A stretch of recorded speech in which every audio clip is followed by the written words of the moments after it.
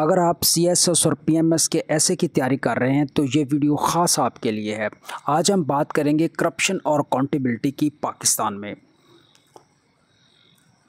क्या एक ऐसा मुल्क जिसकी जड़ें बदनवानी यानी कि करप्शन में धंसी हों कभी डेवलपमेंट और कौमी खुशहाली नेशनल प्रॉस्पेरिटी की मंजिल पा सकता है? ये सवाल ना सिर्फ पाकिस्तान बल्कि दुनिया के कई डेवलपिंग कंट्रीज़ के लिए अहम है। करप्शन को अक्सर तरक्की की सबसे बड़ी रुकावट कहा जाता है क्योंकि ये इंस्टीट्यूशंस को खोखला करती है, जस्टिस को कमज़ोर करती है और आवाम के एतमाद को तोड़ती है। पाकिस्तान में अकाउंटेबिलिटी हमेशा एक नारे के तौर पर इस्तेमाल हुई है मगर प्रैक्टिकल मेजर्स अक्सर नाकाम रहे हैं। बदनवानी के मतलब को समझते हैं और बदनवानी की इकसाम को समझते हैं। सबसे पहले ये समझना होगा कि बदनवानी करप्शन है क्या। बदनवानी किसी भी पावर या अथॉरिटी के नाजायज़ इस्तेमाल मिसयूज़ को कहा जाता है जिसका मकसद पर्सनल इंटरेस्ट हासिल करना हो। इसकी कई इकसाम हैं, इसकी कई फॉर्म्स हैं, जैसे फाइनेंशियल करप्शन, रिश्वत, ब्राइबरी और किकबैक्स, ये इसकी मिसालें हैं। अदारा जाती करप्शन यानी कि इंस्टीट्यूशनल करप्शन क्या है, जैसे नेपोटिज़म, उकरबा परवरी। पॉलिटिकल करप्शन की बात करते हैं, जैसे इलेक्शन में धांधली, रिगिंग और ताकत का गलत इस्तेमाल, अब्यूज़ ऑफ पावर। ये पॉलिटिकल करप्शन की मिसालें हैं। पाकिस्तान में बड़े बड़े तरक्याती मंसूबों जैसे मोटरवेज़ या मेट्रो मंसूबे पर अक्सर कमीशन और ब्राइबरी के इल्ज़ाम सामने आते हैं। पाकिस्तान में बदनवानी की वजूहात का जायज़ा लेंगे। अब सवाल ये है कि पाकिस्तान में बदनवानी इतनी आम क्यों है। वीक इंस्टीट्यूशन, जब इदारे मजबूत ना हों तो लॉ पर अमल दरामद मुश्किल हो जाता है। Number 2, political interference. सियासतदान अक्सर अदारों पर दबाव डालकर ज़ाती फ़ायदा उठाते हैं।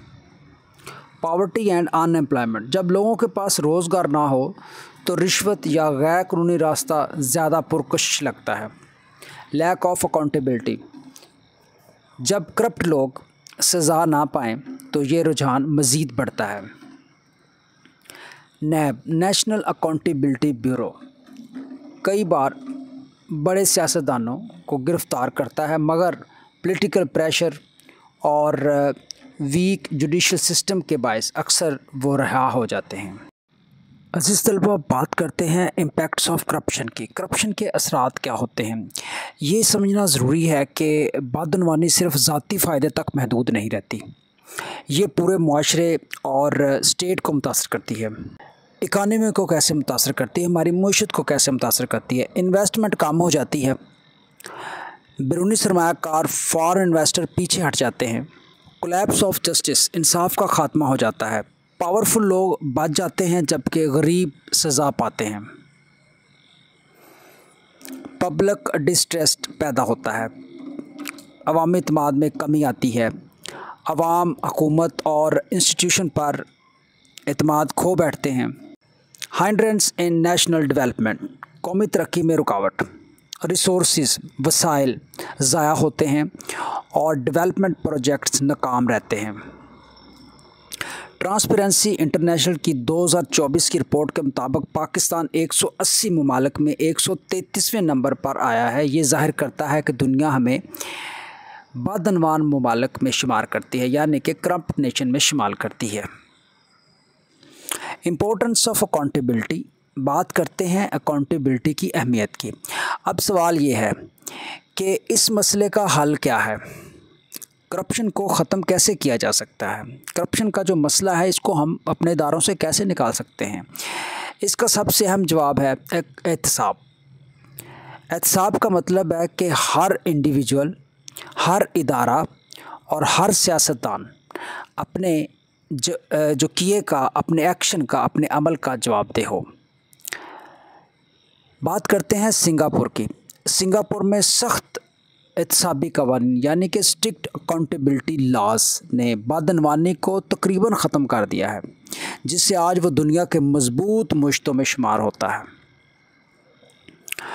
पाकिस्तान में एहतसाबी इदारे और इनके मसाइल। पाकिस्तान में जो अकाउंटेबिलिटी के इदारे हैं उनके क्या मसाइल हैं पाकिस्तान में, इसकी बात करते हैं। पाकिस्तान में कई इंस्टीट्यूशंस एहतसाब के लिए बनाए गए हैं, जैसे national accountability bureau NAB, FIA और एंटी करप्शन डिपार्टमेंट। लेकिन ये इदारे कई मसाइल प्रॉब्लम का शिकार हैं। Political pressure, lack of transparency, judicial delays. कई बार नैब को सियासी इंजीनियरिंग, पॉलिटिकल इंजीनियरिंग के लिए इस्तेमाल किया गया, जिससे अवाम का एतमाद मज़ीद कम हो गया। बदअनवानी के ख़ात्मे के लिए इक़दामात, measures to curb corruption. Pakistan में बदअनवानी को ख़त्म करने के लिए चंद अहम इक़दामात ज़रूरी हैं। Number 1, institutional independence. Number 2, efficient judicial system, अदालती निज़ाम को तेज़ और मौसर बनाना। नंबर 3, एजुकेशन एंड अवेयरनेस, तालीम और शौर में इजाफ़ा करना। यूज़ ऑफ टेक्नोलॉजी, टेक्नोलॉजी का इस्तेमाल जैसे governance. Number 5, end of political interference, सियासी मुदाखलत का ख़ात्मा करना। भारत, इंडिया की बात करें तो भारत में ऑनलाइन सर्विसेज और गवर्नेंस ने ब्राइबरी को कम करने में मदद दी है। पाकिस्तान में भी इस मॉडल से फ़ायदा उठा सकता है। आखिर पे मुद्दे की बात करते हैं, हमारे नतीजे की बात करते हैं। यही कहा जा सकता है कि करप्शन पाकिस्तान की प्रोग्रेस और नेशनल इंटीग्रेशन के लिए सबसे बड़ी रुकावट है। इसकी एरेडिकेशन के लिए मौसर अकाउंटेबिलिटी सिस्टम, स्ट्रॉन्ग इंस्टीट्यूशंस और पब्लिक अवेयरनेस नागुज़ीर है।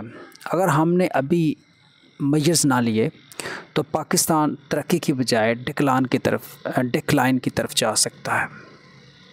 Thank you very much for watching. Please share it the information to your students, to your other friends, so that they can also equally get benefit from it. Thank you very much.